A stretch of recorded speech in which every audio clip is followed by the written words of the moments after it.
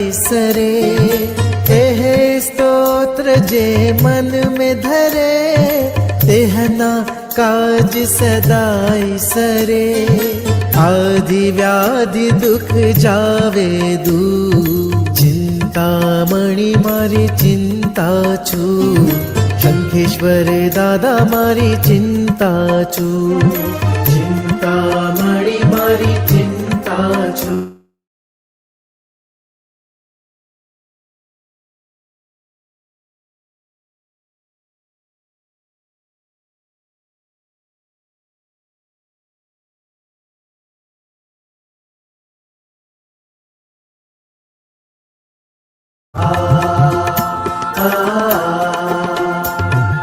मुझ मन लागी तुम सुप्रीत तू जो कोई न आवे चीत मुझ मन लागी तुम सुप्रीत तू जो कोई न आवे चीत कर मुझ तेज प्रताप प्रचुर चिंता मणि मारी चिंता छू शंखेश्वर दादा मारी चिंता छू चिंता मणि मारी चिंता छू शंखेश्वर दादा मारी चिंता छू।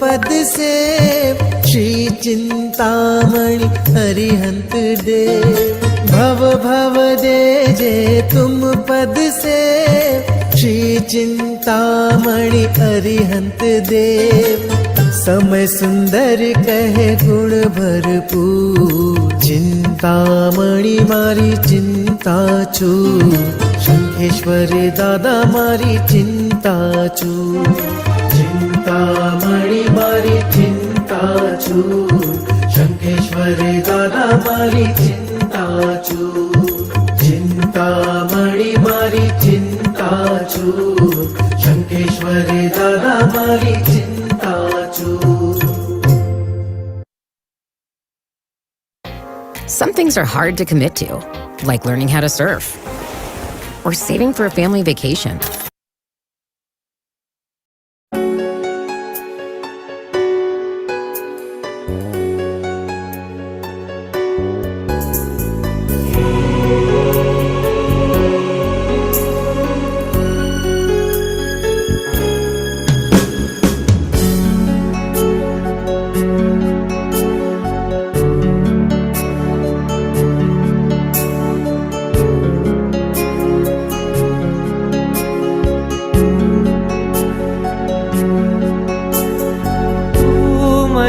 भगवान एक वरदान आपी दे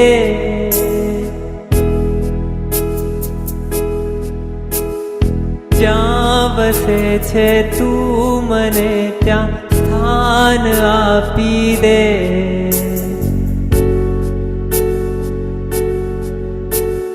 તું મને ભગવાન એક વરદાન આપી દે જ્યાં વસે છે તું મને ત્યાં સ્થાન આપી દે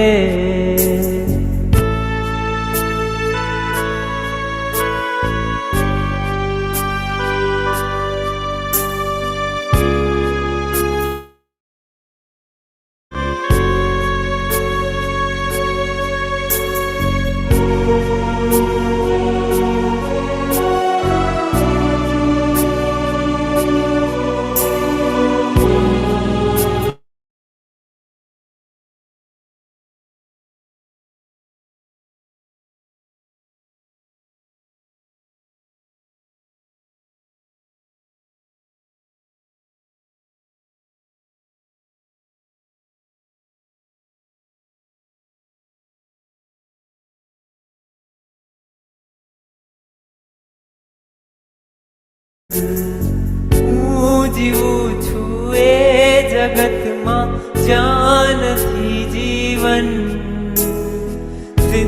જિંદગીનું નામ છે બસ બોજ ને બંધન, આખરી અવતારનું મંડાણ બાંધી રે, જ્યાં વસે છે તું મને ત્યાં સ્થાન.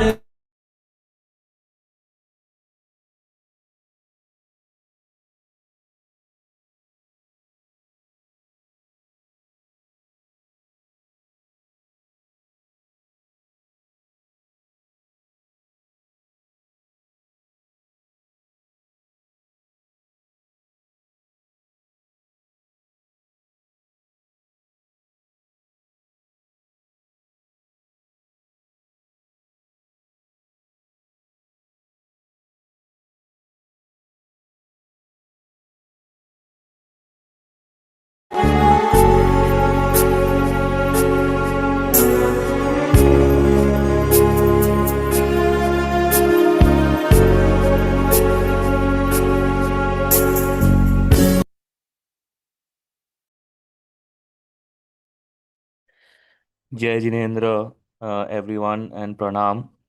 Uh, I hope all tapasvis are in Sukhsata and everyone has a great start to the Paryushan Mahaparva.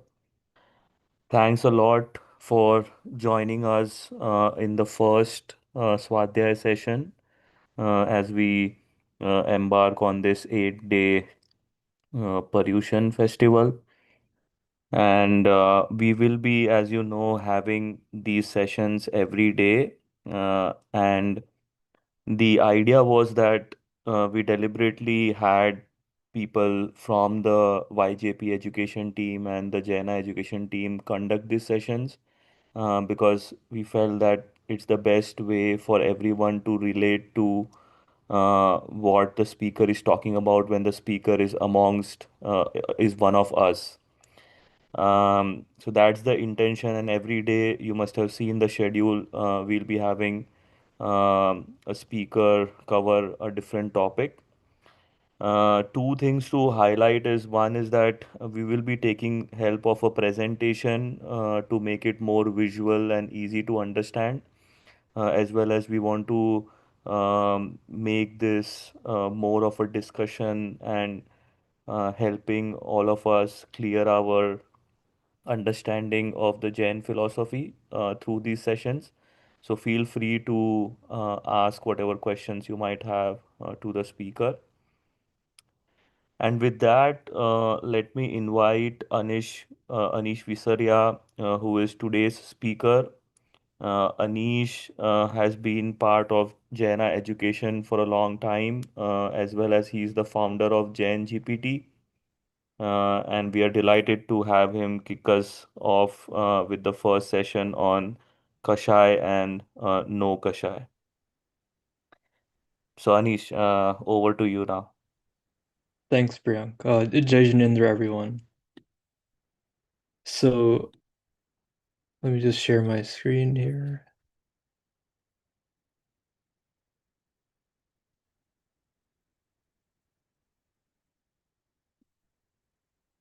So yeah, today is the first day of Paryushan, as you guys know. And tonight we're going to be talking about the subject of Kashays and Nokashays, which are basically passions in Jainism. And along with that, we're going to be going into what Kashays are, why they matter, their intensities, how they control us in daily life. And also we're going to talk about nokashayas, which you might have heard of kashayas, but many people they haven't heard of nokashayas. So we're going to talk about that, and then we're going to go into scenarios, real life scenarios, and then eventually talk about how to overcome them. So just to start off, in normal common language, we would normally say in like normal life, being passionate about something is a good thing. But why is it considered something that's like an obstacle in Jainism?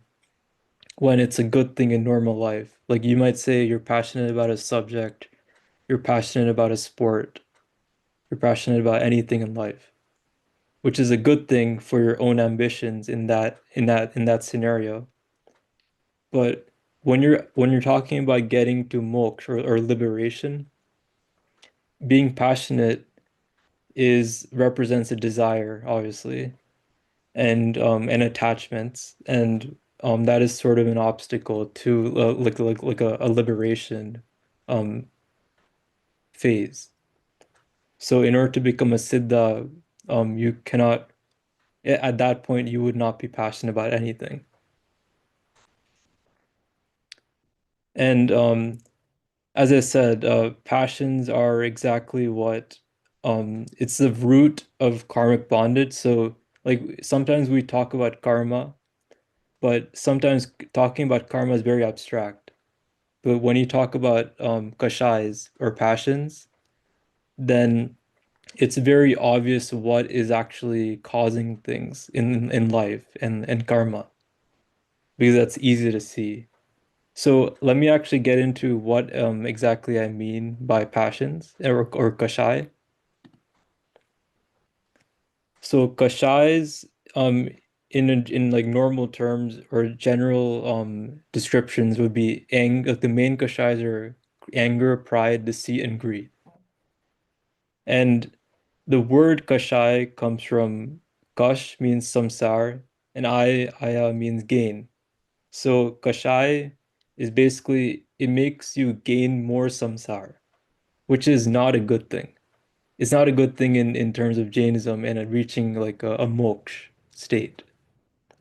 So in order to gain liberation, we would not want more samsar. So that's why kashais we want the opposite of kashais. We want to remove our kashais. And yeah, so as I said that the kashais are the basically like the glue that binds the soul to the cycle of life and death. Um and I actually I want to ask you guys actually at this point, I'm gonna put a poll up.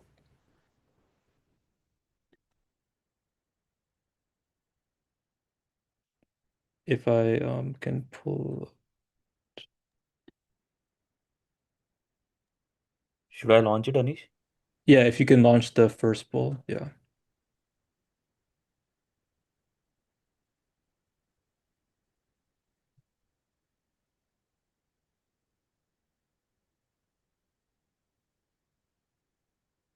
I can see the live updates, and right now we have around 30 folks who have answered, and uh, it's a split between anger and greed. I'll wait for maybe a few more to give their view and then show the results to everyone. Yeah, so it looks like anger and greed are 40%. Yeah, yeah, yeah. Okay, so let's end the poll and let's share the results with everyone. Right, so like you guys were asked like the hardest what you guys think is the hardest passion to control in daily life. And anger and greed like are definitely things that come like straight to your mind when you think of passion, because that sort of drives everything, like especially greed, because ambition is also tied with greed. Um, so I can see why most of you said that. And then pride or ego is also like one of like the defining basis of all the other passions also. Because if you didn't have any ego, then the rest wouldn't happen anyway. You wouldn't have greed or you wouldn't have anger. So that sort of definitely resonates, I think, with all of you. So yeah, just to go into a formal definition of each one, the four kashayas, Krodh, Man, Maya, Lobh, and then there's different subcategories of each that describe it. But anger is obviously hostility, getting angry, pride, ego, and arrogance, deceitfulness, greed. These are all like common things that all of us are familiar with. Um, but then if we go further and then we talk about each kashay in Jainism has a varying degree of intensity. So, and each intensity also determines it sort of binds how much the karma is going to bind and the severity of how much it's going to bind to the soul. So the worst, absolute worst is anantanubandhi kashay. So that's extremely intense, and you can think of it as if you had some extremely passionate incident that would basically cause anantanubandhi kashay to happen. And then if you go a little bit and it's less intense, not as intense as that, apratyakyani kashai means you think of it sort of as like you're like paralyzed. And I say paralyzed because if you think of it, you know, like you might know what to do or what the right thing to do is, but you have no intention of following any type of self-control. So like pratyakyan is like a pachkan, but this is the opposite of a pachkan. So you're not gonna follow any vows. So that's why they say apratyakani kashai. Um, and then Pratyakyani Kashai is a little bit better. You still have control and you have right faith. But you still of course express some amount of Kashai because you cannot really live a life without having any Kashai. You can't live a life without having any anger, ego, greed or deceit. It's impossible to live. Unless you go even further to and you have a very mild form of like called Sanjaval Kashai, and that is a very, very subtle form of Kashai, and that normally happens at the end stages of liberation. So if you're a sadhu Maharaj and you've gone to a very high elevation in like the spiritual ladder and you're close to liberation or Kevogyan, then you may most of your kashayas would be Sanjavalan. So at that point, it's just the natural kashayas that just come into your mind. Um, and those would eventually dissipate.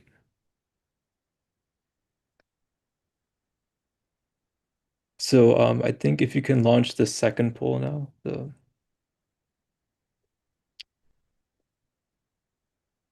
Wait, yeah, let me launch that.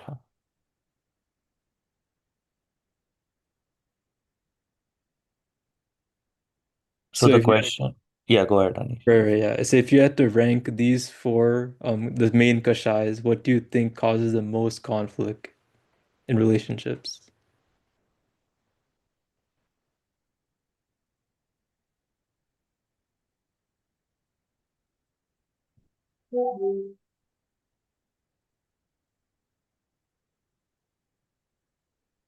Yeah, over here also maybe just to give some live commentary, um, I'm seeing anger and pride as the top two, and deceit and greed have a one or two votes.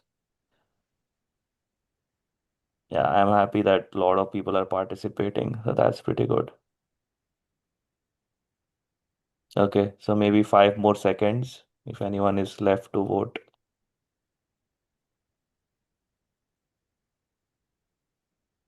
Okay, let me show the results. So it seems like pride or ego is the highest choice for most people. And I'm wondering why that is. It's probably mostly because everything is sort of based on ego. because you can't really have, if you didn't have any ego, then the rest wouldn't happen. Like you wouldn't, there would be no basis of why you're so passionate in that situation.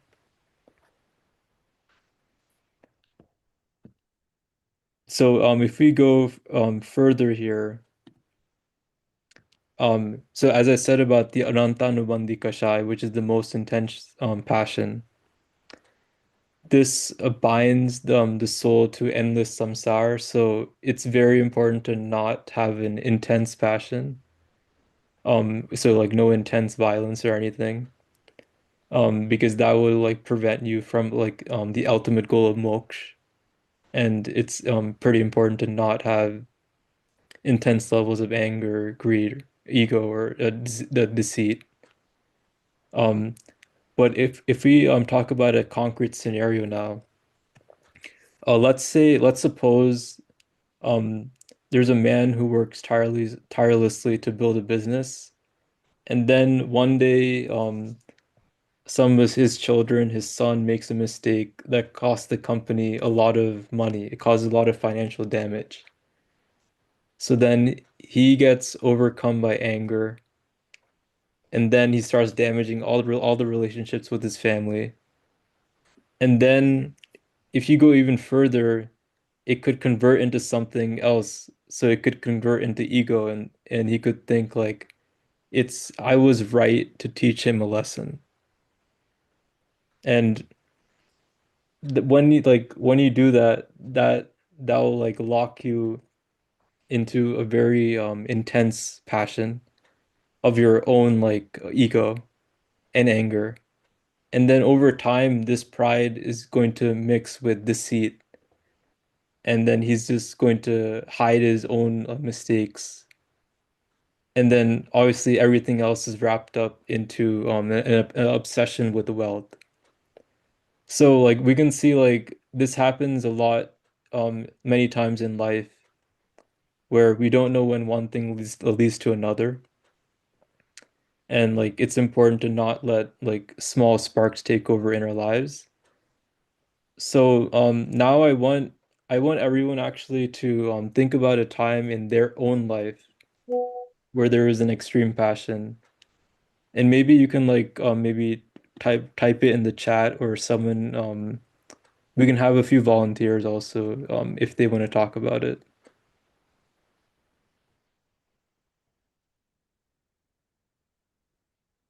Anish, maybe can you give one or two examples? Yeah, of extreme passion. So extreme passion would be anything that's like remember, like you can remember in your life that may be many years ago, but you know that you felt extreme anger, you felt extreme pride, extreme deceit, or maybe someone deceived you, right? And um or like yeah, so those were, or maybe there's like excessive greed, or someone was greedy against you.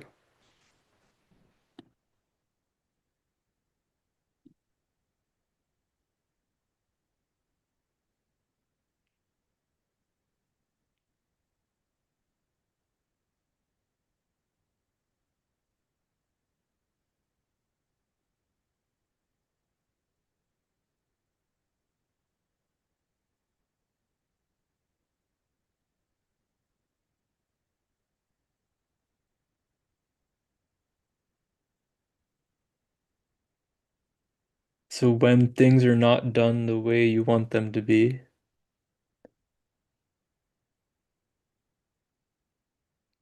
when my mom is yelling at me, extreme greed in wanting the biggest home.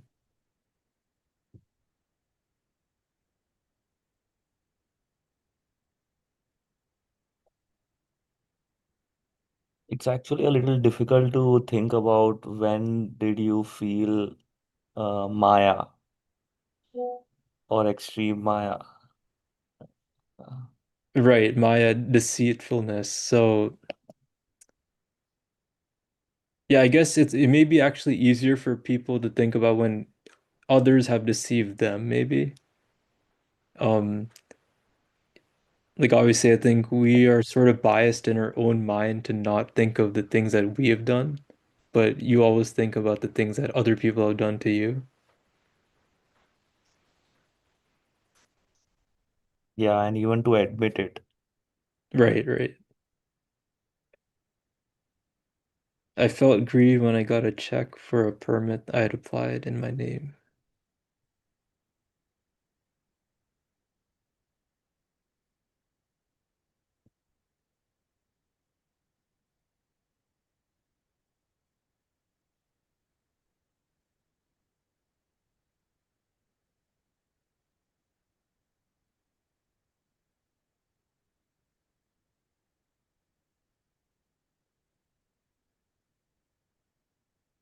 Yeah, these are all pretty good examples. I wonder if anyone wants to share maybe any situation.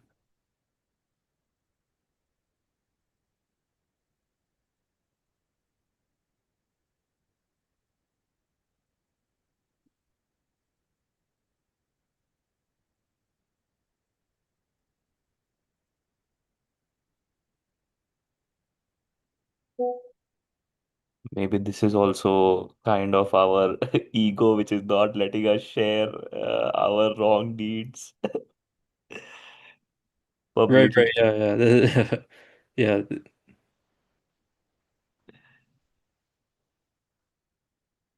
Go ahead, Rupali.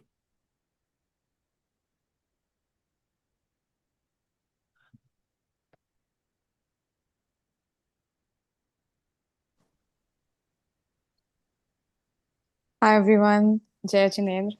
I can share the recent incident with which was associated with my own self, and I had received actually two checks from a client. Like I apply permits. I'm an architect, so I apply permits. And when I got those checks, they were very unexpected. We were not expecting them at all, and there was no way for the client to know as well. So in that moment, I was like, oh wow, like you know what, I can keep it and I don't tell anyone. In fact, I've thought in that moment so extreme that, maybe I should even donate that money. And I don't even keep it to myself. I donate it and maybe it'll be all okay because I'm eventually donating it. But then, like, I slept over it and then I was like, no, this is not right. But even when I think about it today, I feel bad that that moment, like I was so greedy. Why? Like just for 2,000 bucks, like why? But that was an incident which I wanted to share. Like those are small moments. Sometimes we feel greedy that oh, we can take these even 50 bucks. We can take the 50 bucks, but then later we might be like, is it really worth it? No, it's the greed talking, and we can check ourselves.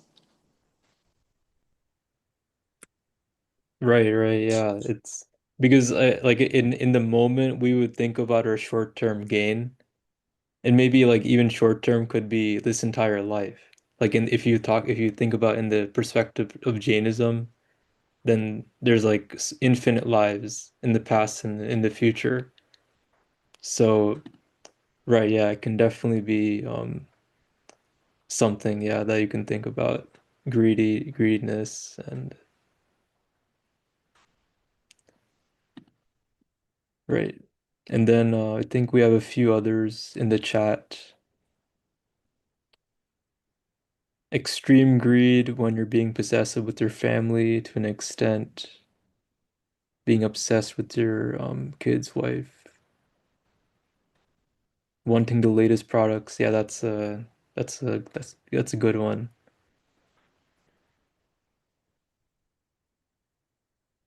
Yeah, with the government also, yeah, that's true. Politics. Yeah, so yeah, this is good. So we can like obviously we should all be thinking about it at all points in your life. But one thing I want to talk about now is nokashayas. So we know what kashayas are. Those are the four main like emotions or passions. But the nokashayas are subsidiary passions. And you can think of that like they like fuel the fire of the main kashayas. So like if you think about it, you might have like anytime you go to like any comedy show or anything, you laugh, right? So that is technically a nokashai. And when you like feel humor or pleasure, and when you have laughter, or even like crying, fear, disgust, sorrow, um, that is a nokashai that will in turn influence how intense the main kashayas are going to be. Um, and like the way to think about it is that if you're extremely sad about something, like imagine like you're in the hospital and you're extremely sad about something that happened to your friend. And maybe you later on you learn that it's like it was due to someone's mistake, like the someone in the hospital made a mistake or someone else made a mistake. So then that sorrow, that like how intense that sorrow would be, would also fuel how intense it would be later on. Anger against it's definitely something that to think about the nokashas, which are subsidiary passions. And I think many of you may have heard of this, Namo Jinanam Jiyabhayanam. And this is a common phrase. It's even, I think it's said a lot in sutras, various sutras. And basically what it means is it's this sort of culminates everything actually, I think, with the nokashayas and kashayas. It basically says that we're bowing down to the arihants or the jinas who have conquered all their fears. And the reason why this, like, why did they say fear here? Like, if you go back to the previous slide, fear is bhaya. So, like, namo jinanam jaya bhayanam. Like, why did they focus on fear? And there can be many reasons for this, but if you don't have fear, then if you think about it, there would be no reason to do or to have any passion. Because even ahimsa, if there's no stakeholder in the whole equation, that no animal or no plant has fear, then they wouldn't feel any suffering, right? Even if someone did something to you, if you didn't have any fear, you wouldn't feel any suffering. And that is why, like, if you've conquered like all your fears, then you're basically like free, completely free, because nothing can affect you.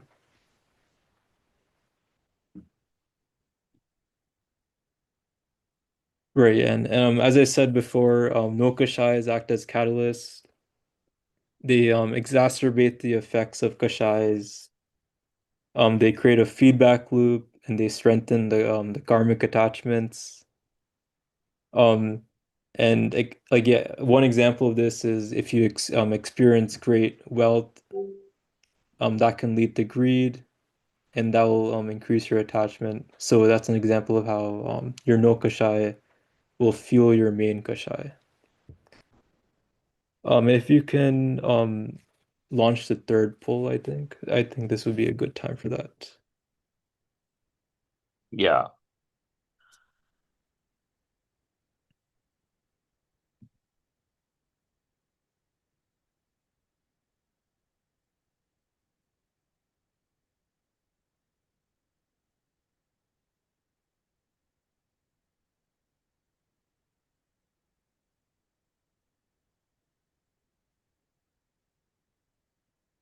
So it seems like right now, almost a lot of you have, or actually, it's actually pretty much split now between excitement and fear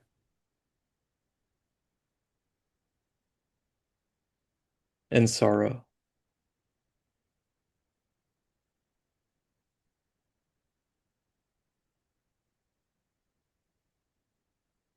Yeah, I was expecting the pleasure and excitement to be the top, but doesn't seem like. Yeah, we are in the dukkam kal, so maybe there's not too much pleasure then. But people like to believe that they are happy and they are in that pleasure state. Right, yeah, people, I mean, yeah, they have the perception of that, but maybe Yeah, it may not be what they feel inside, maybe. yeah, yeah, yeah, yeah. Okay, so I think we have got a lot of if enough responses. Let me share.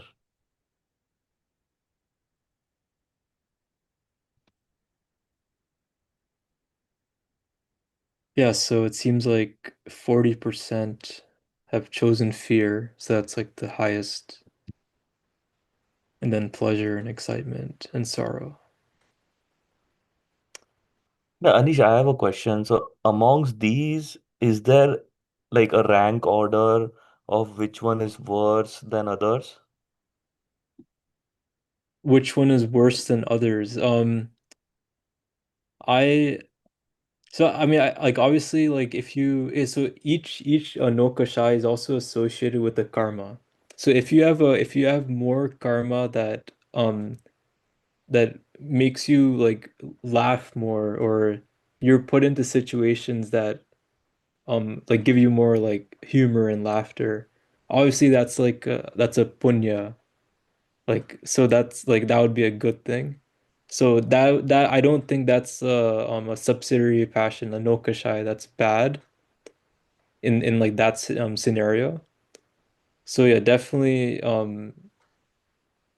sorrow and fear are definitely going to be worse. And it's most likely also to give bad outcomes and fuel higher kashais also. So you would have higher anger and greed and ego. Mm. And amongst the main kashayas, which one was the worst? No, among the main kashais, all of them are equal. Like I wouldn't say any one is worse, but some people can make an argument that one kashai is a root cause of everything. Like some people have said in the past, like man or ego is the root cause of everything. But I would say all four is definitely important. That's why they've like mentioned all four. Hmm. Right. So yeah, if we go further here. So now we want to talk about overcoming the kashais and no kashais. Like we know what they are. Like I'm sure all of you already knew what they are, but we want to talk about like how do you overcome them. So anytime you have self-control, you're going to be even if you did have kashais at that point, it would be very controlled. So it'd be more of a mild form or more of a medium form. So it's not going to be anantanubandhi. So with that, anytime you have samyak darshan, right faith, right knowledge, right conduct, you do tapasya, like upas, or you take a pachkan, you have vrats, and anytime you have any of those, you're more likely than not to like suppress your kashais or make it go into like a more mild state. So that's obviously a good thing, and that's like what we want to do. And if you're not familiar with the terms Samyak Darshan, Samyak Gyan, Samyak Charitra, basically what right faith, the most important thing is right faith. Right knowledge, I think, is more self-explanatory. Right knowledge in this case is sort of the knowledge that explains the truth of the universe and explains the true nature of reality. So that is sort of what the Jinvani is teaching. That like the Tirthankars have said these are like the truths, like ahimsa is important, the Mahabharats are important to live by. And that's also ties into right conduct. But right faith is something that basically means you have a enlightened worldview. So you always think of things in, you have a perception that always inclinates you to having like calmness, distaste of samsara. So you're not like super interested in worldly affairs. You can be part of them, but you're not super into that. Like your state of mind is very detached at all points of time, and you feel calmness even if you're even if you go into a situation where your life isn't going in the way you want it. So I mean, of course, there's like a huge discussion, or like there's many books written just about Samyak Darshan. So that's but yeah, and that's like an overview. So if you talk about concrete techniques to suppress kashayas, um, some pranayams are can be really useful, like Brahmari pranayam, nadi shodhana also, so alternate nostril breathing, and humming bee breath, Brahmari pranayam. That's where you sort of close your ears and then you exhale in like a humming bee sound or om sound, and that really calms the mind, reduces anger and everything. And Nadi Shodhana is that is more of a also a very calming pranayam, and it's more for balance and everything, making like the whole body balance itself. So these are like more physical techniques. And then if we go into more of a Jain perspective, Dharma Dhyan is sort of the goal of everyone. So if you're not familiar with, like, dhyan just means meditation. So like I think right now most people when they think about meditation, they think of just like closing their eyes or concentrating on something, or like listening to like some calm music. But in Jainism, there's strict definitions of what certain types of meditations are. So if you're like in a wrathful state or a mournful state, that is like a not a good meditation. But we want to be in Dharma Dhyan. So that's the auspicious meditation. And there's four ways to be in Dharma Dhyan. Number one is if you contemplate on the truths taught in the scriptures. You do a swadhyay. You basically attempt to understand reality. That's the number one. Number two is if you reflect on yourself and you reflect on like the miseries of a worldly life. You like reflect on the how like you always want to be on the right path, and you reflect on how like other people, many people are on the wrong path. And when you do that, then you do the second type of Dharma Dhyan. And then the third type is more focusing on the karmas and how everything that you experience in your life is what you did in the past. So like everything is self-created reality through your own actions. And then the fourth one, which is interesting, is reflecting on the structure of the universe is actually also a Dharma Dhyan. And so basically meditating on the structure of the universe given in the Agams, which describes the seven hells, like Narak, Madhyalok, Devlok, which is heaven, and then Siddhashila. And when you meditate on it and you contemplate on it, that is also technically a form of Dharma Dhyan. Because that's also sort of like an exercise in reducing your ego. Because when you think about the whole universe, you're some tiny speck. So that is in essence of reducing your ego automatically.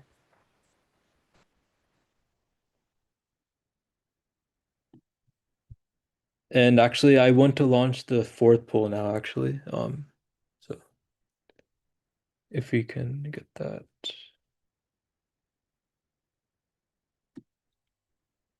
Yeah, so after this session, what do you feel is the biggest barrier to overcoming passions?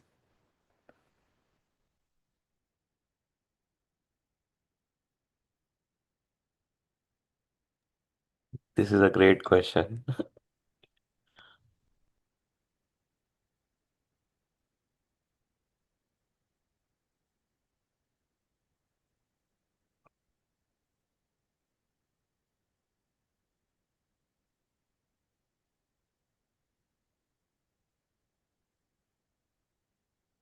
So it seems like it's a lot of people have said difficulty controlling them and attachment to pleasure or comfort.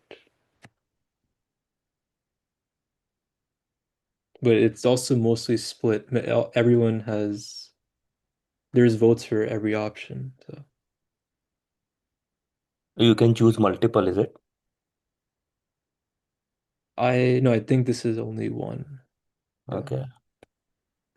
Single choice, yeah.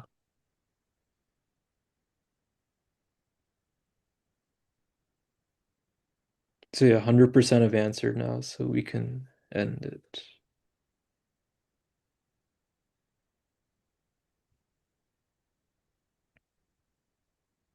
Right, so most people have said attachment to pleasure or comfort and difficulty controlling them. So I mean, yeah, difficulty controlling them is definitely I guess that is sort of everything in essence. But attachment to comfort, that is maybe sort of what enables us to continue keep going even though we recognize we have a passion or an intense passion, but we're not able to come out of it because we're so attached to what we want.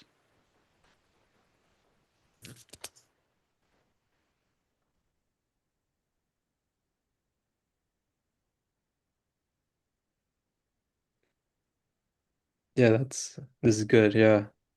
So that's actually all I have for today. So yeah, thank you and Michami Dukadam. And yeah, really appreciate the time.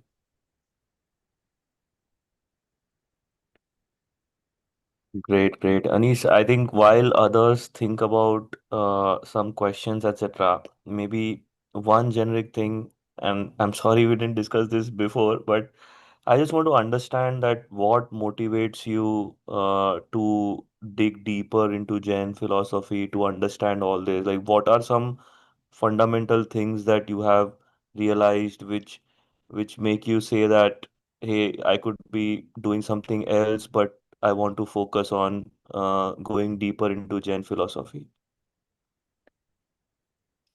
I mean, I would say the fundamental thing that I mean, I think the main reason is all of us are mortal, right? Like the whole point of even talking about any religion or dharma is eventually you're going to die, right? One day.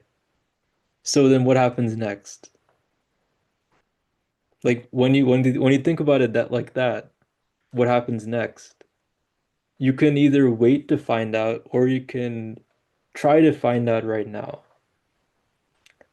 And if you want to try to find out right now, you can only the only like possible way you can find out is by trusting various people in the past who have come and gone and they've said they basically had an elevated spiritual experience. So like in our religion is the Kevalis, so like the omniscient people in the past who've said all this and they've given all this knowledge. But for others, it may be someone else or other religions. But I guess like the going deep into your faith and like trying to find out everything about everything, that is sort of exploring like the true nature of reality. So it's sort of like if you know that you're alive, it's like impossible for you to not do that. Mm.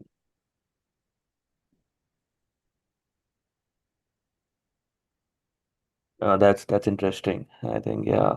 Knowing that you are going to die and then thinking about what other omniscient beings or people before us have laid out as the path. Okay. I have one more question, and then maybe we'll ask if anyone else has questions. So if you can uh, go back to the ways that we can reduce, like the previous slide to this. Uh, yeah. So out of these four, like, have you practiced anything, or even the previous page? Like, out of these two, have you practiced any, and have you found any of them to be more effective than others? Yeah, I would say like concretely, Brahmari pranayam, like humming bee breath, is something that it's sort of obvious that it would work because when you close your ears and then you feel like you basically vibrate your entire head, that definitely calms the mind. So I would say that definitely is something that would work. And then in here in the Dharma Dhyan, that is more abstract. But I think reflecting on the structure of the universe is something I've definitely done, and it can definitely like bring a lot of peace to yourself. Amazing. Apurva bhai,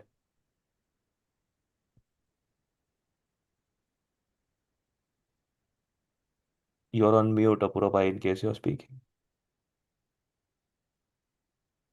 Now I could unmute.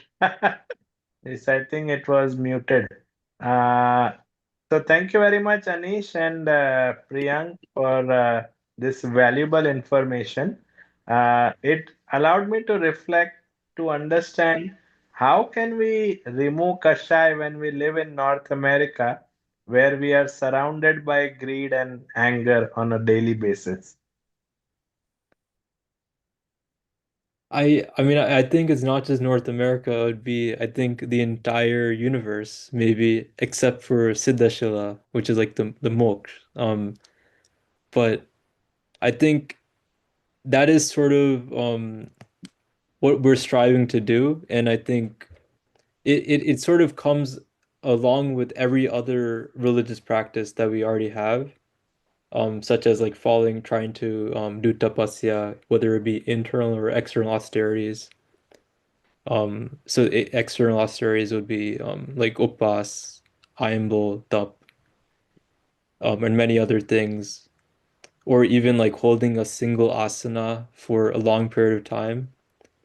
That is also a tap. So I mean, it can be there's many like there's infinite avenues to overcome your kashai.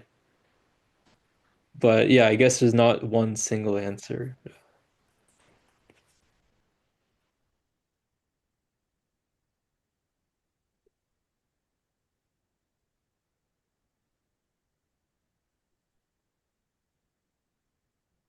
Yeah, I'm not sure if that answered your question. So.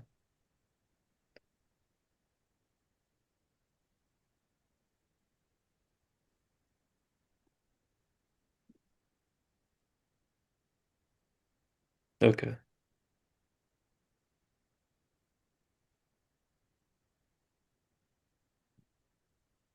All right, great. I will wait maybe for another 10-15 seconds if others have any questions.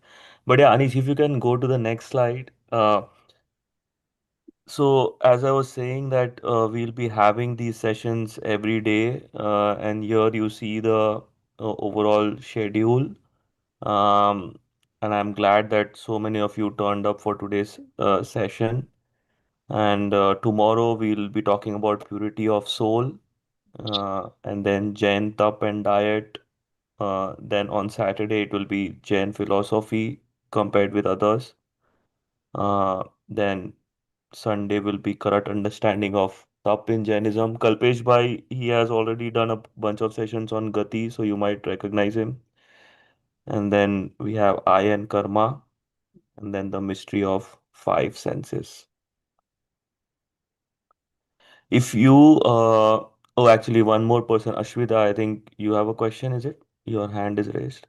Yes, I have one question. So, here in North America, what do you think is like one practice that we can adopt to reduce the kasais from our life? The one practice that would reduce kashayas. I mean, I guess the answer to that would be different for every single person. But if you ask one practice, then maybe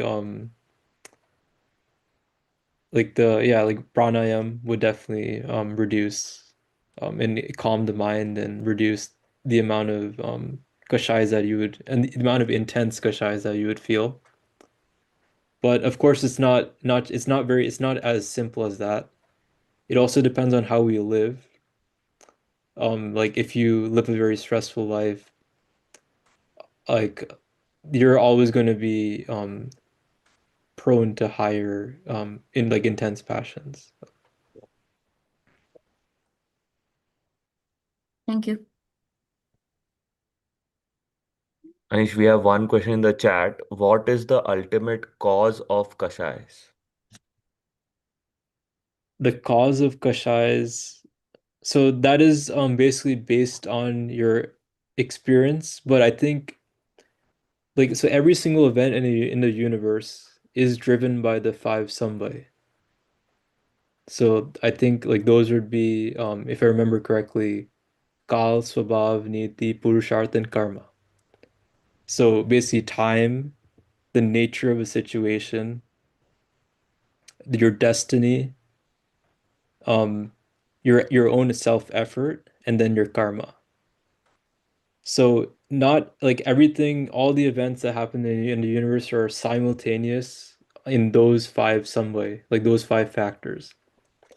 Not everything is also like sometimes it's not just your karma. It can also be other things that also influence it, like your environment. So I guess the ultimate cause of Kashai, you could say loosely karma, but it's most likely like all those five factors. But you might have to investigate it more to understand exactly.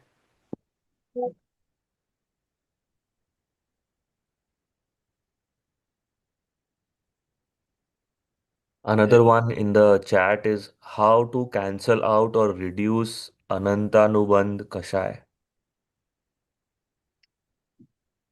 Yeah, how to cancel out or reduce Anantanubandhi Kashai. So I I'm actually not sure like I'm not sure exactly. I'm not sure whether it even is written somewhere to like say how do you reduce Anantanubandhi Kashai. But like if you know about there's so in the types of karmas there's nikachit karma. And nikachit karma means like if something is binded so tightly to your soul, there's nothing you can do. It is indelible karma. So there's nothing you can, it's like permanent. Is there nothing you can do to get rid of that karma? So in that case, you just have to ride it out. You just have to wait for the karma to go into fruition. So basically, like concretely, let's say you're a dictator and you like kill a huge amount of people. That may be a very intense kashai, and therefore you've binded nikachit karma. And in that case, you would probably have to go through the fruits of that karma. So you'd have to suffer to that amount. So sometimes it's not really even possible to get rid of it. You just have to go through it. But other ones, you just do the normal like tapasya to overcome it.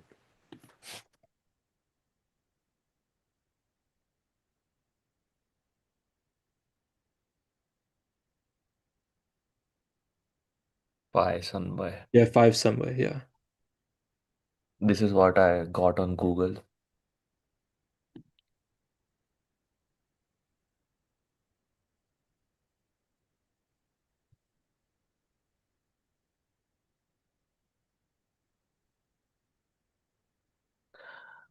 All right. So thanks a lot, Anish, for kicking us off with this series. And I don't think we could have got anyone better than you to get us started. And I'm looking forward to other such sessions. And thank you everyone for joining. Jai Jinendra and see you tomorrow.